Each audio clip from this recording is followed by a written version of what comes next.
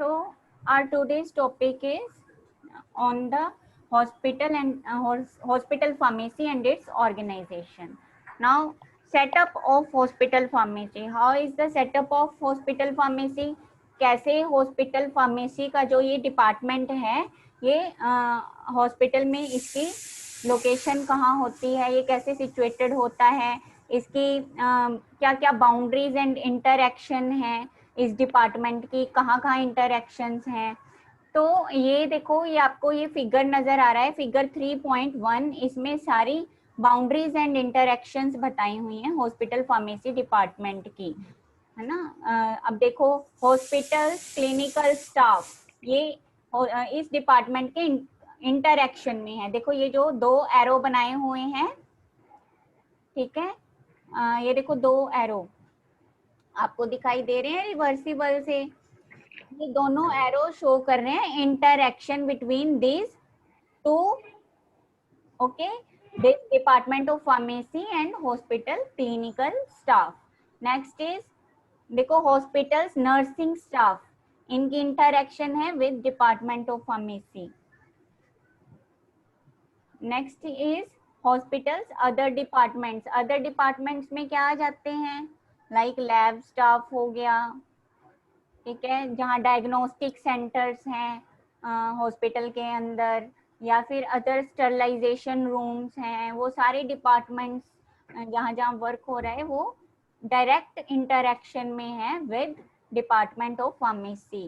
Then hospitals committees, जो committee जो है ना, जैसे पीटीसी फार्मेसी थेराप्यूटिक कमेटी है, या other so many committees, blood bank की जो स्टोरेज से रिलेटेड हैं कमेटीज, रेड क्रॉस कमेटी, है ना, एंड मैनी अदर कमेटीज जो हॉस्पिटल ऑर्गेनाइजेशन के जो पॉलिसीज हैं उनको कैसे अप्लाई करना है उसमें इफेक्टिवली अपना रोल प्ले करती हैं. वो सारी डायरेक्ट इंटरएक्शन में है विद डिपार्टमेंट ऑफ फार्मेसी.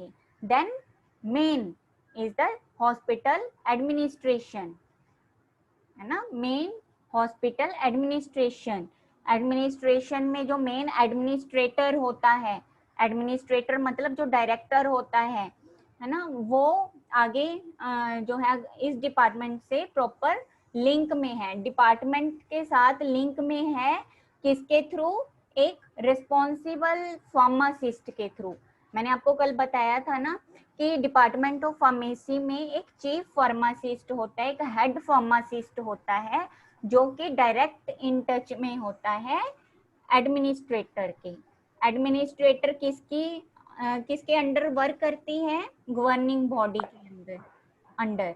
और गवर्निंग बॉडी जो है वो क्या क्या हो सकती हैं, हाँ जी, कोई भी कॉर्पोरेशन हो सकती है, कोई भी कॉर्पोरेशन हो सकती है, एंड कोई भी ये गवर्नमेंट हो सकती है, या फिर कोई भी प्राइवेट कॉर्पोरेशन हो सकती है, जिनके अंडर ये गवर्निंग बॉडी जो है अपनी पॉलिसीज डिजाइन करके एडमिनिस्ट्रेटर को आगे अप्लाई करने के लिए जो है आगे कहती हैं.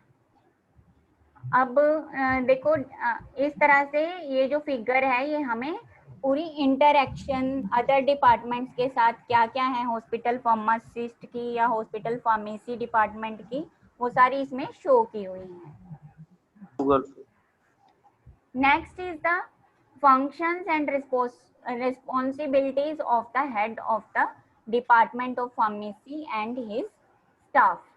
अब ये देखो, जो हेड ऑफ डिपार्टमेंट है फार्मेसी का, है ना, हेड ऑफ डिपार्टमेंट. देखो आप लोग ना तीन लोगों को याद रखेंगे, एक एडमिनिस्ट्रेटर को, ठीक है, एक बीच में head of the department of pharmacy, ठीक है, और थर्ड आगे अदर स्टाफ, जो अदर डिपार्टमेंट्स. देखो अदर जो बीच में ये हेड ऑफ द डिपार्टमेंट है, ये किस किस के लिंक में है, एक तो एडमिनिस्ट्रेटर के लिंक में है, और दूसरा ये किसके लिंक में है, जो अदर डिपार्टमेंट्स हैं. तो मतलब ये जो भी इंफॉर्मेशन है, जैसे मान लो कि अपनी फार्मेसी में क्या कुछ हो रहा है, या अदर डिपार्टमेंट जो उसके लिंक में है, हमने अभी ऊपर पढ़ा जैसे है ना, जो उसके इंटरेक्शन में है, वो सारी की सारी इंफॉर्मेशन वो आगे एडमिनिस्ट्रेटर तक कन्वे करता है। ये इसकी जो है मेन ड्यूटी है। ये सब काम ये क्यों कर रहा है, क्यों कर रहा है ये सब काम? हाँ जी बताओ। ये काम इसलिए कर रहा है ताकि जो गवर्निंग बॉडी ने जो मेन पॉलिसीज डिजाइन की हैं, दैट इज पेशेंट केयर, वो अच्छे से अप्लाई हो सके। ठीक है, तो ये फिगर देखेंगे आप, this is the figure that shows the pattern of a setup of hospital pharmacy, कि हॉस्पिटल फार्मेसी में कैसा सेटअप होता है, क्या क्या पैटर्न होता है, उसमें क्या क्या डिपार्टमेंट्स होते हैं, और उन डिपार्टमेंट्स में कौन कौन से मेंबर्स वर्क करते हैं। फर्स्ट देखो, एक डायरेक्टर और डीन और मेडिकल सुपरिंटेंडेंट जो होता है, जो कि एडमिनिस्ट्रेटिव बॉडी है, ये एडमिनिस्ट्रेटर है। ये जो पहला आपको सेक्शन बताया हुआ है, they are talking about men, हाँ जी, medical person that is a part of administrative staff. ठीक है, उसके बाद ये सेकंड वाला जो बॉक्स बनाया हुआ है, that is director of pharmaceutical services. ये क्या है? चीफ फार्मासिस्ट, जो प्रिंसिपल फार्मासिस्ट है, जो कि है link between this upper administrator and below staff, ये बिलो कैटेगरीज है ना, एंड अदर डिपार्टमेंट्स ऑल्सो।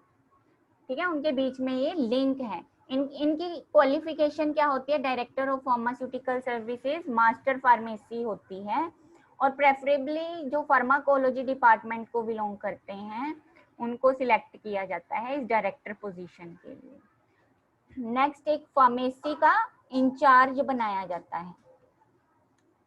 ठीक है, ये जो है डायरेक्टर, ये एडमिनिस्ट्रेटिव बॉडी का के साथ डायरेक्ट रिलेशन में है। इसने एक इंचार्ज बनाया हुआ है, जिसके चार्ज में बाकी के जो फार्मासिस्ट हैं या डिपार्टमेंट्स हैं वो वर्क कर रहे हैं सुपरविजन में, और जिसने सारा रिकॉर्ड बना के आगे जो ऊपर की कैटेगरी के पर्सन्स हैं, ये ऊपर की कैटेगरी वाले पर्सन्स हैं, इनको रिकॉर्ड सारा बताना है।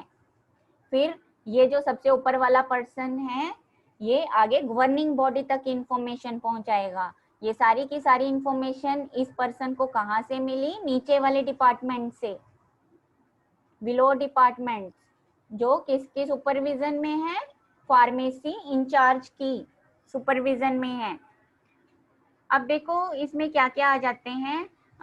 देखो डिफरेंट डिफरेंट डिपार्टमेंट्स के डिफरेंट डिफरेंट हेड्स बनाए होते हैं, जैसे dispensing and distribution of drugs, जहाँ पे डिस्पेंसिंग होनी है, ड्रग डिस्ट्रीब्यूशन होनी है, इस डिपार्टमेंट का अलग से एक बंदा जो है रिस्पॉन्सिबल पर्सन होगा, जिसके अंडर बाकी के जो होंगे वो वर्क करेंगे, बाकी के जो इसके कोलीग्स होंगे वो वर्क करेंगे।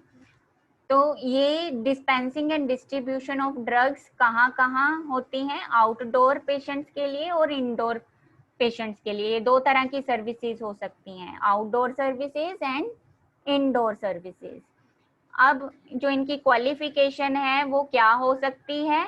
Dispensing and distribution of drugs department के जो हेड होते हैं बी फार्मेसी, आगे ये किसको असिस्ट करते हैं? डी फार्मेसी को as junior pharmacist. Next is manufacturing. Hello students. Yes, ma'am. Yes, ma'am. Okay.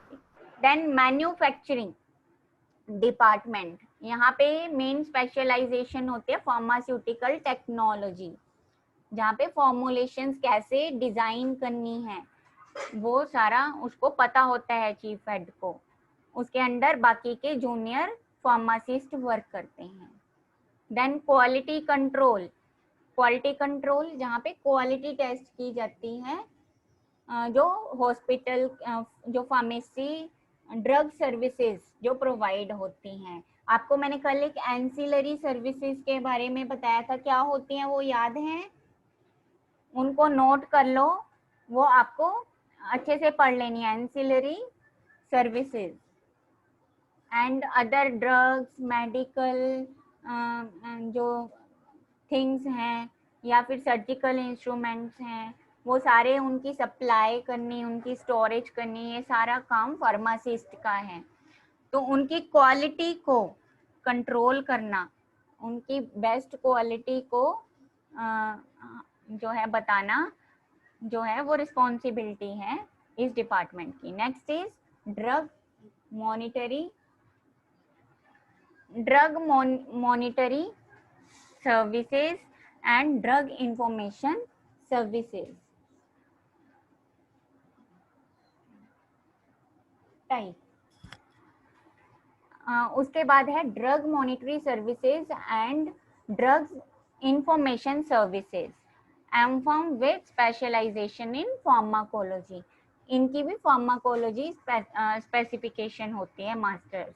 इन्होंने क्या करना है, ड्रग जो है पेशेंट को दे रहे हैं, जो मेडिसिन उस वो कितना इफेक्टिव है या नहीं है, उसको उस ड्रग की एनालिसिस करना, ये भी फार्माकोलॉजिस्ट का वर्क है। Next is medical records and miscellaneous duties. उसके अलावा मेडिकल रिकॉर्ड्स जो हैं वो मेंटेन करने होते हैं, ये एक डिपार्टमेंट होता है। तो इनके जो मेंबर्स हैं वो उन्होंने बैचलर फार्मेसी या डी फार्मेसी की होती है।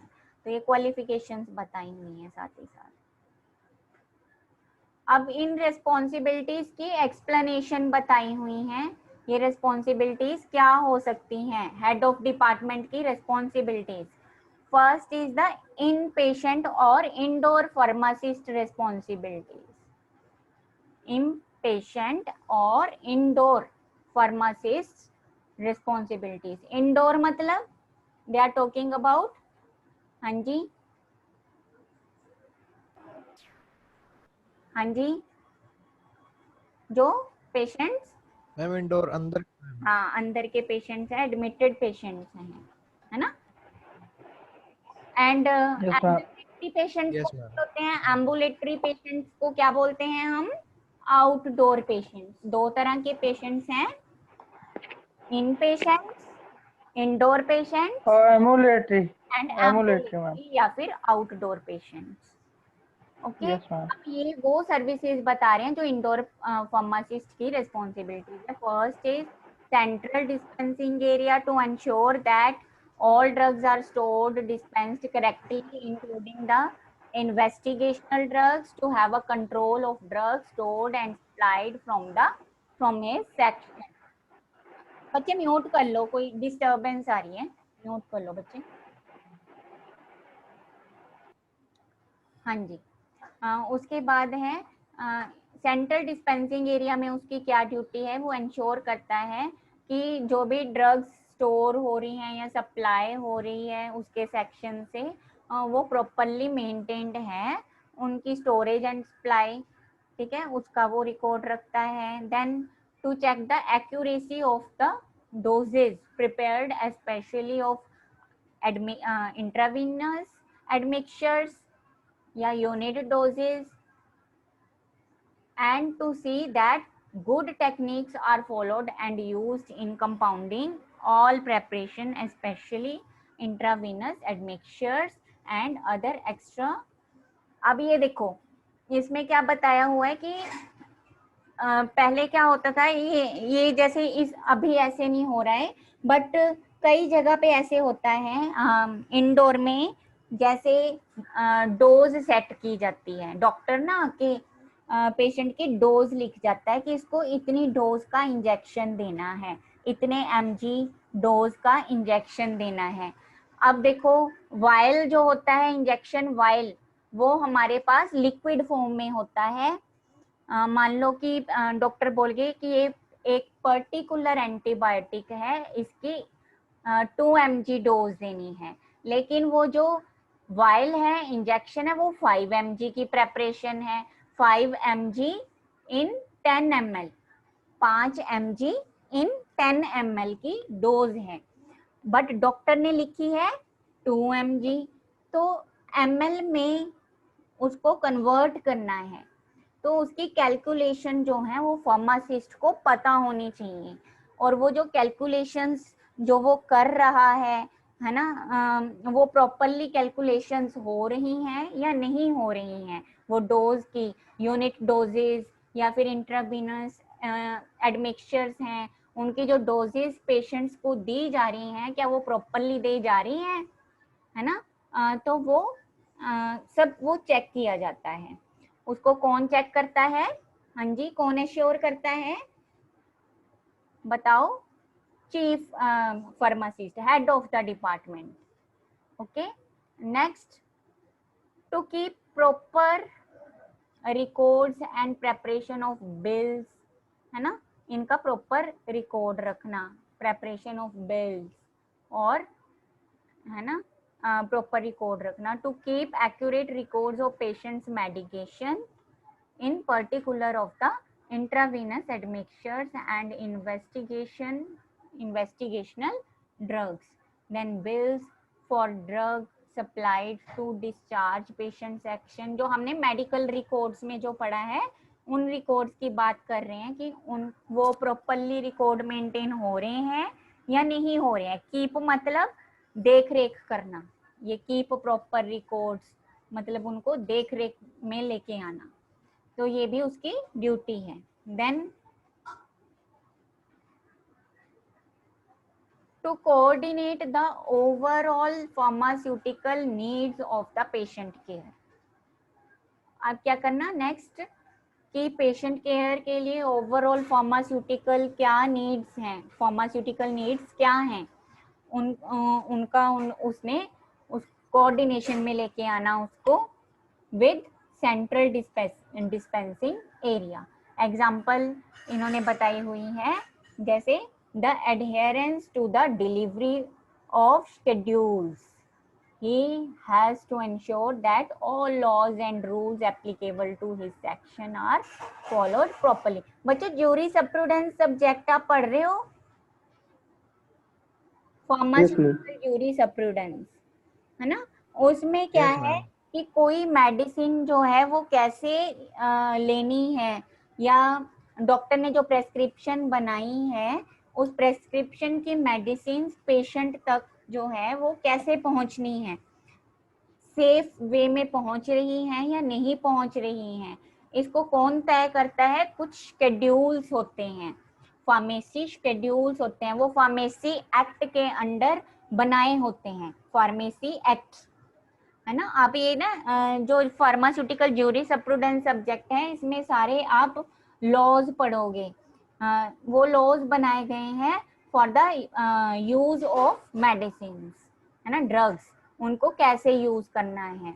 अब कुछ ड्रग्स जो हैं आप सीधा मेडिकल स्टोर पे जाओ, है ना, वो आपको बिना प्रेस्क्रिप्शन से वो दे नहीं सकते, उनको इजाजत नहीं है, उसमें डॉक्टर की एक प्रेस्क्रिप्शन लिस्ट चाहिए होती है, ठीक है मैम, लेकिन बहुत से लोग दे भी देते हैं।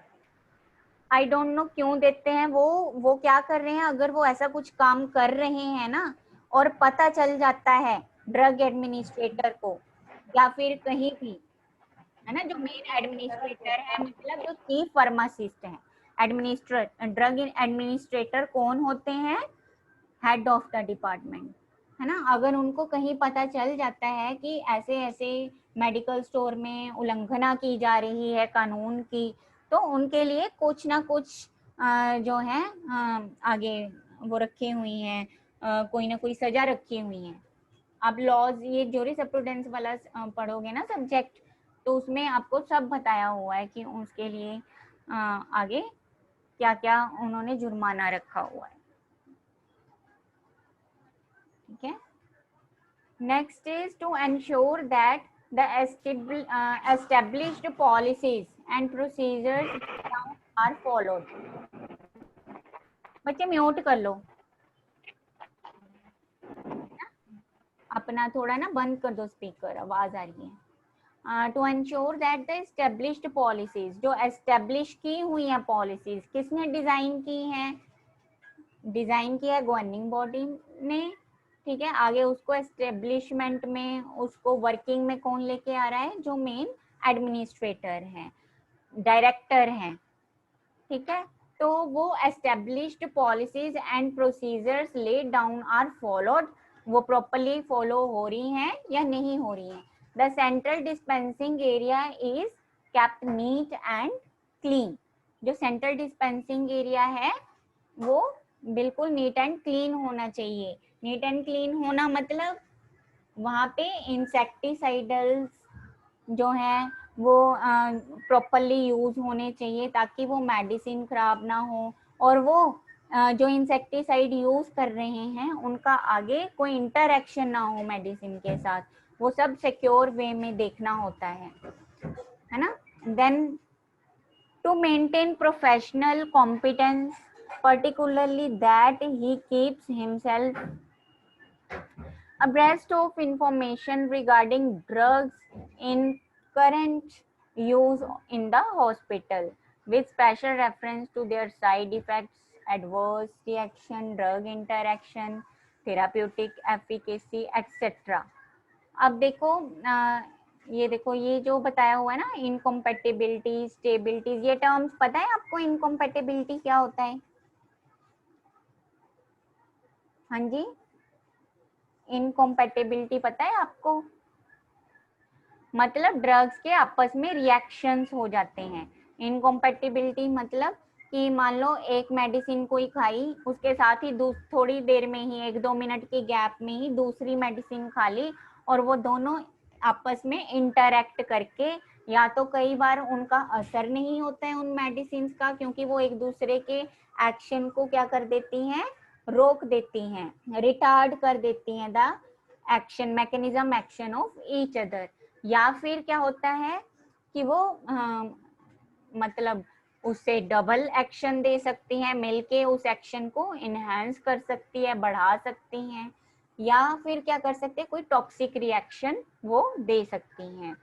तो ये सब चीजें जो हैं उसको वो ध्यान में रखता है कि ऐसा कुछ तो नहीं हो रहा है जो सर्विसेज प्रोवाइड की जा रही हैं हॉस्पिटल में, है ना। साइड इफेक्ट जो है ड्रग के, एडवर्स इफेक्ट हैं, ड्रग रिएक्शंस हैं, थेराप्यूटिक एफिकेसी है, इन सब का वो रिकॉर्ड जो है उसको मेंटेन करके रखता है। Then to communicate with all pharmacy staff regarding new development in the area and assist in evaluation of employees of his section. अब ये क्या कर रहा है?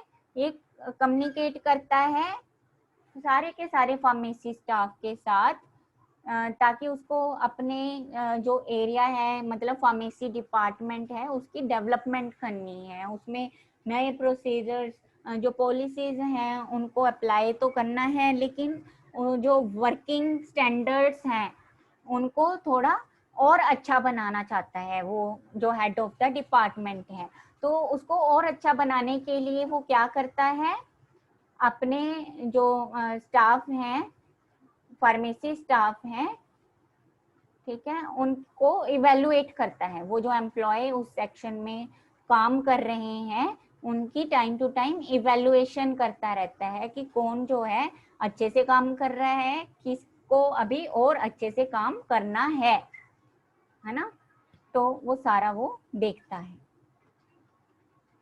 Next is to ensure, 8th point, to ensure that new personnel in his section are properly trained in the policies and procedures of the central dispensing area.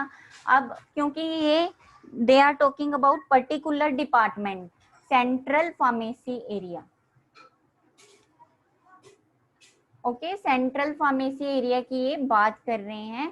तो वो कह रहे कि उसमें जो नए मेंबर्स आ रहे हैं, क्या उनको सारी नॉलेज है नई पॉलिसीज की? क्या वो ट्रेंड हैं? उनको ट्रेंड है मतलब कि जो पहले का स्टाफ है जो ऑलरेडी वर्किंग में है, क्या वो जो नया स्टाफ आ रहा है उसको प्रॉपरली ट्रेन कर रहा है ना, उनको प्रॉपरली ट्रेनिंग दे रहा है? अगर नहीं दे रहा है तो फिर वो बोलेगा उस स्टाफ को कि भाई आप इसके सब मतलब इसको आगे आप सुपरविजन में इसको काम करवा रहे हो, एक सुपरवाइजर हो, तो आपको अच्छे से ट्रेन करना है इनको, क्योंकि मेडिकल जो वर्क है अगर इसमें थोड़ी सी भी मिस्टेक्स हो जाती हैं तो क्या होगा, उसका हर्जाना भरना पड़ेगा, बेचारे पेशेंट की लाइफ जो है वो सेक्रीफाइस हो सकती है।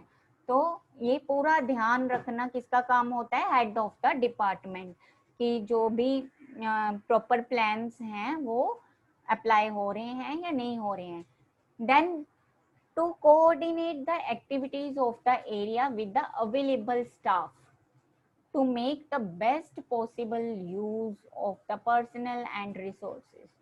अब साथ ही साथ वो जो पर्टिकुलर एरिया है, जैसे उसका फार्मेसी एरिया है, उसकी एक्टिविटीज में क्या करता है, वो कोऑर्डिनेशन बनाता है आपस में।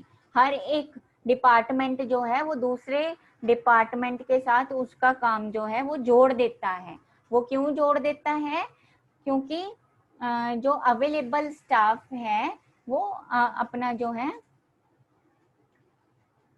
उसके साथ क्या है, बेस्ट पॉसिबल यूज हो सके, जितने भी मैन पावर है, जितना भी उसके एरिया में वर्क कर रहे हैं मेंबर्स, टीम जो वर्क कर रही है वो उनको मतलब जितना काम करना चाहिए वो काम कर रहे हैं, जो जो काम अलॉटेड है वो काम कर रहे हैं। तो ये सब भी वो इंश्योर करवाता है। Next is patient care areas. वहां पे उसकी क्या रिस्पॉन्सिबिलिटी है, जहाँ पे पेशेंट की केयर की जाती है, लाइक वार्ड्स हो गए, ऑपरेशन थिएटर्स हो गए and other departments of the hospital where drug of special categories are used. तो इसमें क्या आ जाते हैं, फार्मासिस्ट इंचार्ज जो होते हैं उनकी क्या क्या रिस्पॉन्सिबिलिटीज है। First is to maintain a relation with nurses who are involved in the drug ठीक है, जो भी वहां पे नर्सेज इन्वॉल्व हैं उनके साथ जो है लिंक बना के रखता है। रिलेशन मीन्स लिंक बना के रखता है।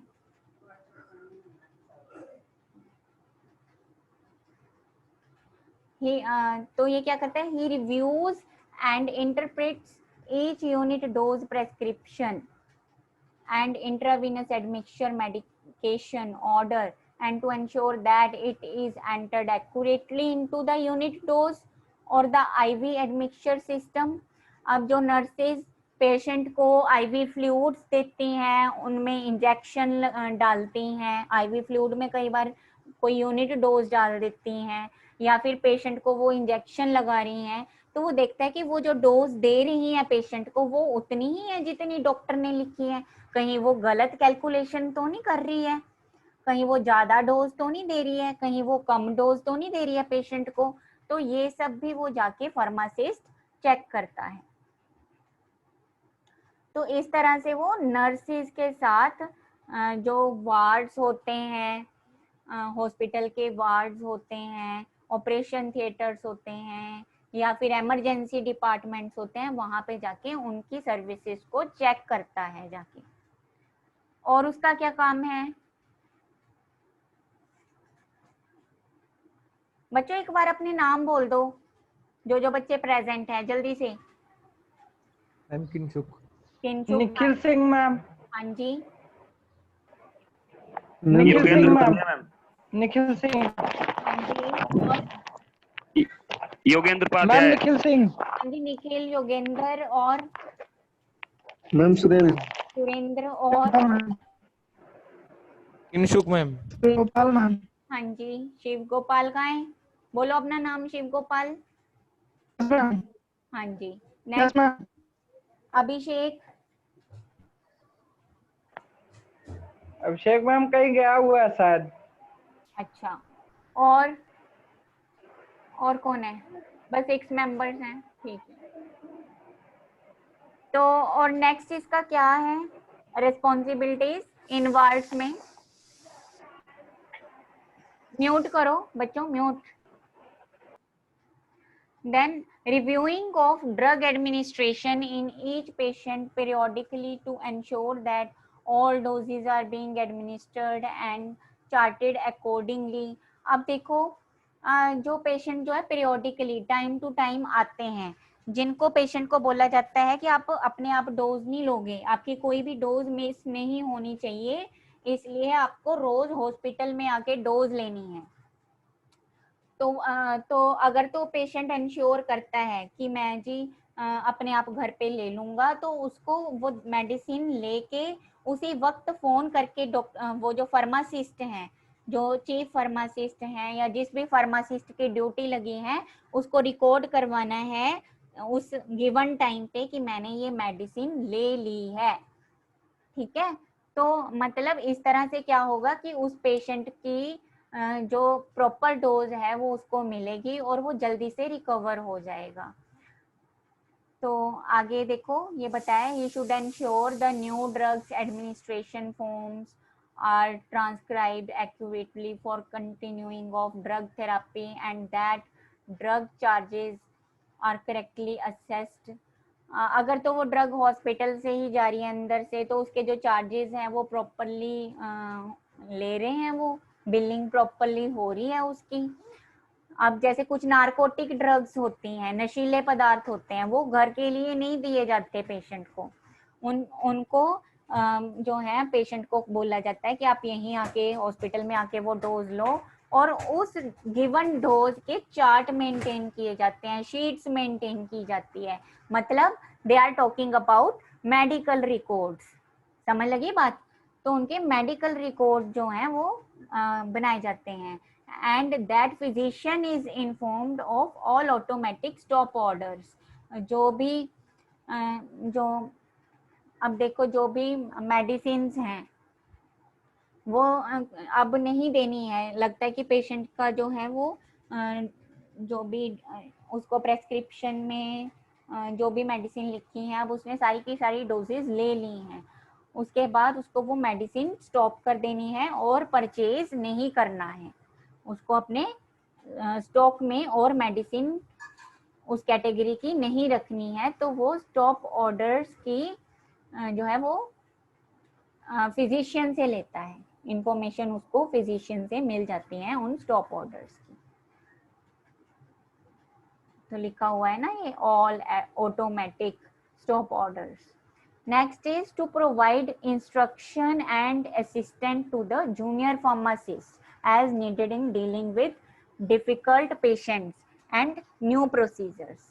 अब कुछ पेशेंट ऐसे होते हैं बिल्कुल जिनका ट्रीटमेंट पहले कभी हुआ नहीं होता है उस हॉस्पिटल में, है ना, या फिर जो फार्मासिस्ट हैं वो बहुत जूनियर होते हैं, नए होते हैं, असिस्टेंट होते हैं, जिन्होंने वो प्रोसीजर पहले देखे नहीं होते हैं।